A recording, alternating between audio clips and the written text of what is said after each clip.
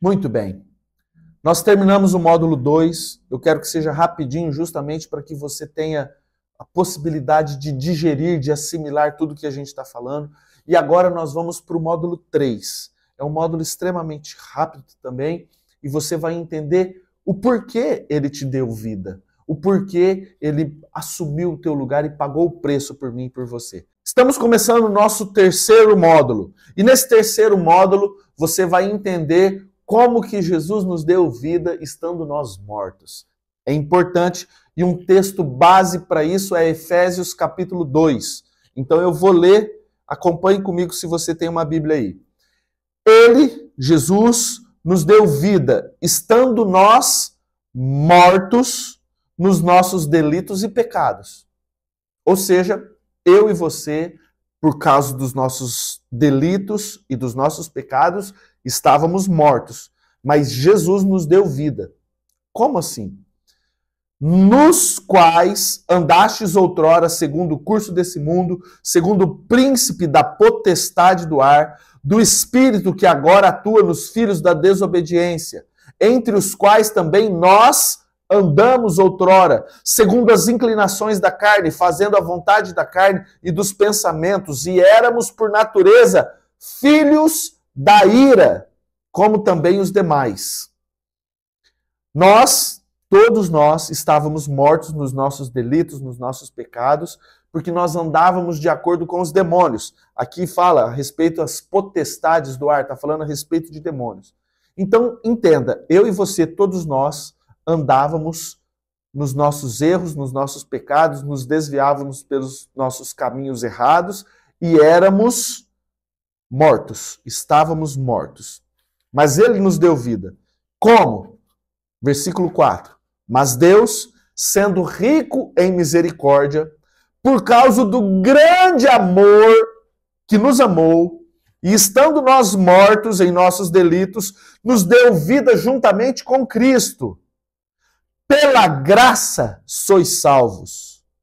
E juntamente com Ele, nos ressuscitou e nos fez assentar nos lugares celestiais em Cristo Jesus, para mostrar nos séculos vindouros a suprema riqueza da sua graça em bondade para conosco em Cristo Jesus. Porque pela graça sois salvos, mediante a fé. E isso não vem de vós, é dom de Deus. Não por obras, para que ninguém se glorie. Resumindo, estávamos mortos, era fato. Andávamos de acordo com os demônios, de acordo com as potestades, isso é fato. Mas ele nos deu vida. Como que ele nos deu vida? Através da graça. O que significa graça? Favor imerecido. Nós não merecíamos sermos salvos, mas ele, por causa do grande amor que nos amou, de graça, de presente, ele nos deu a vida eterna. Como? Colocando Jesus para morrer no meu lugar e no teu lugar. Simples assim.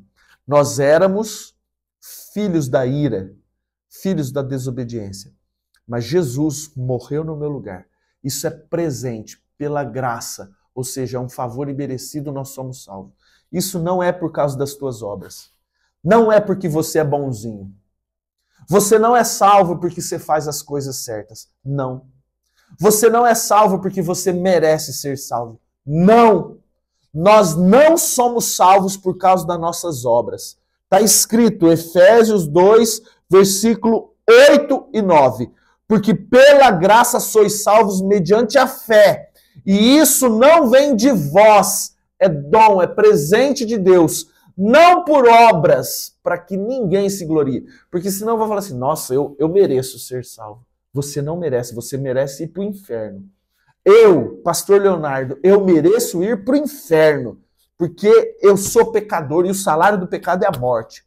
Mas Deus me amou tanto que deu o próprio Filho para morrer no meu lugar e pela graça eu sou salvo. Simples assim. Quero te fazer uma pergunta. Todos nós somos filhos de Deus? E isso precisa entrar no teu coração. Então, repita para você mesmo. Nem todos são filhos de Deus. É, pastor Leonardo, verdade? João 8,42. Replicou-lhe Jesus: se Deus fosse de fato o vosso Pai, certamente me havíeis de amar, porque eu vim de Deus e aqui estou, pois não vim de mim mesmo, mas ele me enviou. Qual a razão por que não compreendeis a minha linguagem? É porque sois incapazes de ouvir a minha palavra. Vós sois do diabo, que é o vosso pai, e quereis satisfazer-lhes os desejos. Ele foi homicida desde o princípio e jamais se firmou na verdade, porque nele não há verdade. Quando ele profere mentira, fale do que é próprio, porque é mentiroso e é o pai da mentira. Presta atenção, Jesus falou isso.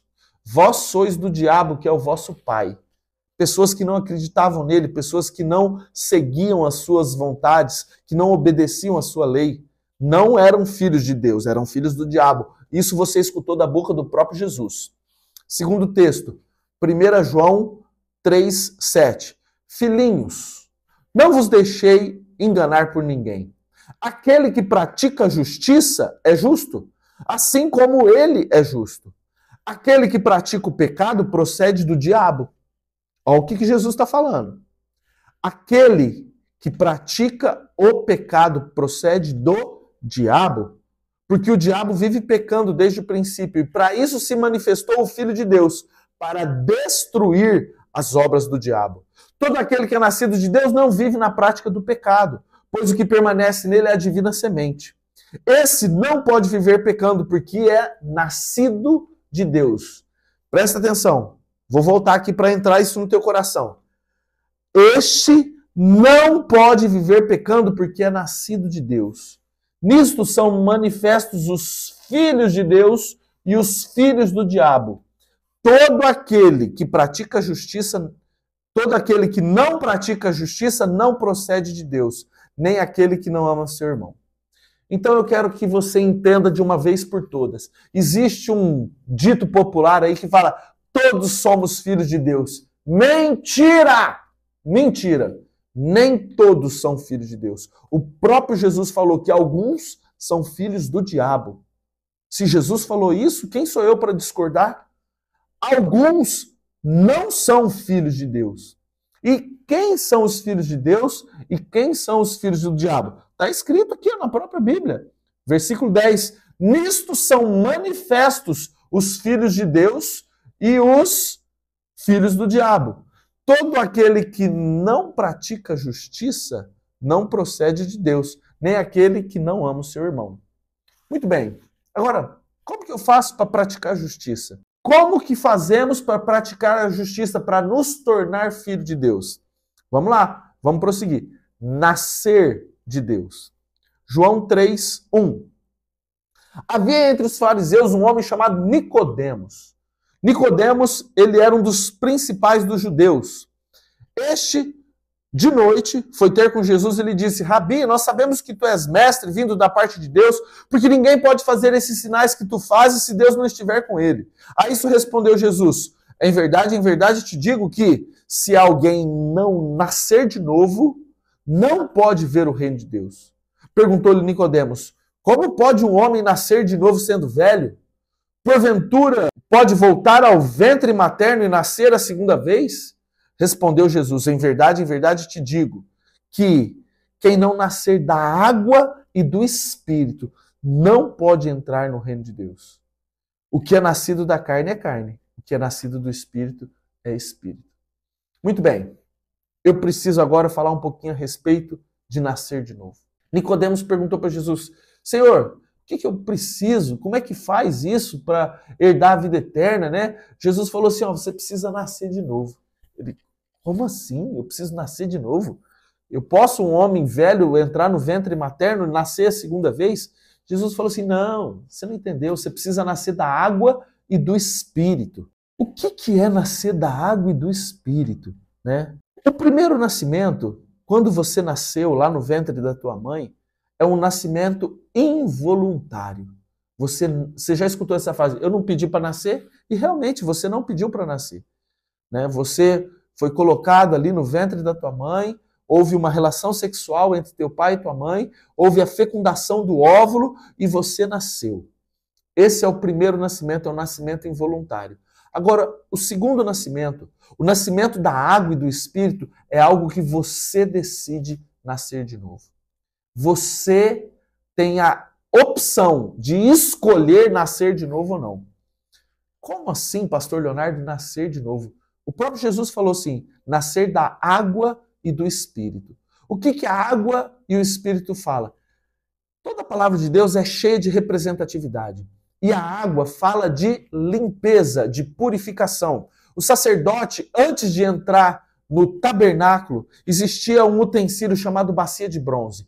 E a bacia de bronze era cheia de água, e o sacerdote, e o sumo sacerdote, para entrar no tabernáculo, ele precisaria antes lavar as suas mãos, lavar os seus pés, se purificar, se limpar de toda sujeira, de todo sangue, para que ele pudesse entrar na presença de Deus. E hoje não mudou.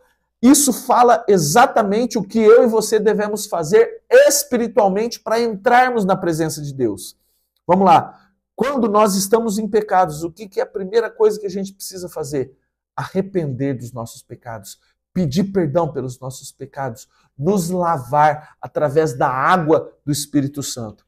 A Bíblia, ela é cheia de representatividade. E o próprio Jesus falou assim, ó, é necessário que eu suba para que eu possa enviar o Espírito Santo. E Jesus, ele fala, aquele que beber da água que eu lhe der, será nele uma fonte a jorrar para a vida eterna. E a Bíblia fala, e ele estava se referindo ao Espírito Santo, que o Espírito ainda não tinha sido derramado, porque Jesus ainda não havia sido glorificado. Então, quando Jesus foi, ele mandou o Espírito Santo. E a Bíblia fala que é o Espírito que nos convence do pecado, da justiça e do juízo. Então, entenda, são muitas informações, mas entenda, Jesus morreu, Jesus subiu ao céu, ressuscitou e ele mandou o Espírito Santo para nós. O Espírito é essa água que nos purifica, que nos limpa dos nossos pecados. É Ele que nos convence que estamos errados. É Ele que nos convence que não é por obras. Ele que nos convence, o Espírito Santo que nos convence que nós merecíamos a morte, mas nós, se nos arrependermos e pedirmos perdão pelos nossos pecados, o Espírito Santo, através do sangue de Jesus, nos limpa de todo o nosso pecado, nos purifica e nos lava completamente para que nós tenhamos acesso à presença de Deus. É assim. Mas é através de Jesus. Ele é o caminho, Ele é a verdade e Ele é a vida. E ninguém vai ao Pai a não ser por Ele. Então presta atenção e finalizando esse nosso módulo. Jesus, Ele pagou o preço no meu e no teu lugar. E isso é pela graça, mas também é pela fé. Não adianta nada Jesus ter pago o preço se eu não me apropriar desse preço que foi pago na cruz do Calvário. Em Apocalipse 3:20 está falando o seguinte, eis que estou à porta e bato. Se alguém ouvir a minha voz e abrir a porta, eu entro, ceio com ele e ele comigo. Apocalipse 3:20. Presta atenção, ele está te fazendo um convite, está batendo na porta do teu coração. Só que essa porta ela só abre por dentro. Se você ouvir a voz e se você abrir a porta, ele entra, ceia com você e você com ele. Ele garante a tua salvação através da fé, através da tua atitude de pedir perdão pelos seus pecados e aceitar Jesus como Senhor e Salvador da tua vida. Agora, se você quiser continuar sem Jesus, ele vai respeitar. Ele vai respeitar a tua atitude de estar longe da presença de Deus. Jesus está batendo. Ele está batendo na porta do teu coração. Você precisa abrir e aceitá-lo como Senhor e Salvador da sua vida. Ele tomou o teu lugar, mas você precisa se apropriar dessa vitória. Se você continuar longe de Deus, se você não aceitar Jesus como o teu Salvador, o teu pecado vai continuar. O primeiro nascimento, você não tem escolha, mas o segundo sim. Você pode nascer de novo. Só que você precisa abrir o teu coração e convidar Jesus para entrar nele. Você precisa falar, Senhor, eu tomo posse dessa vitória na cruz do Calvário. Ele está batendo no teu coração. Se você não abrir, ele vai respeitar. Vamos para o módulo 4? Acompanhe comigo então.